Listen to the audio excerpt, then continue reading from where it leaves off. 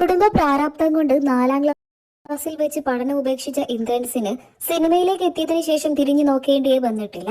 ഒന്നിന് പിറകെ ഒന്നായി നിരവധി സൂപ്പർ ഹിറ്റ് സിനിമകളാണ് ഇന്ദ്രൻസ് പ്രധാന കഥാപാത്രങ്ങളെ അവതരിപ്പിച്ചത്. കേരളത്തിലെ തന്നെ മികച്ച ഹാസ്യ കലാകാരനായി മാറിയിട്ടും നടനായിട്ട് മാറിയിട്ടും പഠനത്തിനോടുള്ള അതിയായ ആഗ്രഹം അദ്ദേഹം ഉപേക്ഷിച്ചില്ല.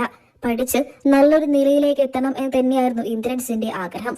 ഒരുപാട് തവണ 10ാം ക്ലാസ് പരീക്ഷ എഴുതി, ഒടുവിൽ വിജയം കണ്ടു.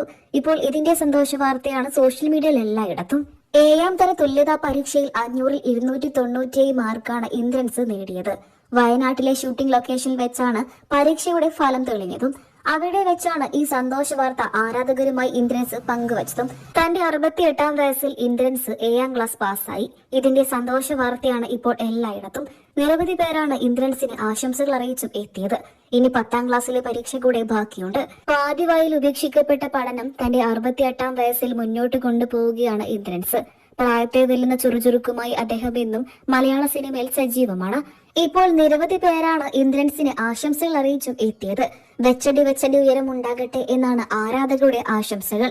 നിങ്ങൾക്ക് പ്രമുഖ നടൻ ഇന്ദ്രൻസിനെ ഇഷ്ടമാണോ? വിലയേറിയ അഭിപ്രായങ്ങൾ കമന്റ് ബോക്സിലൂടെ പറയാൻ മറക്കരുത്.